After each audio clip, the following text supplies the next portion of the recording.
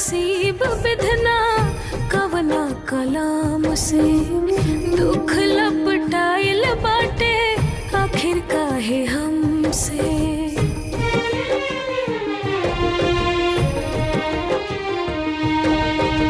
लिखला नसीब विधना कवना कलाम से दुख लपटाइल बाटे आखिर काहे हमसे।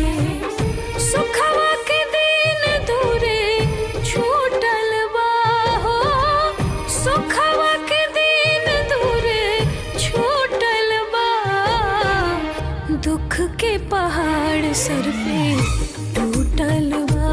हरे काहे तकदीर हमसे रूठल बा।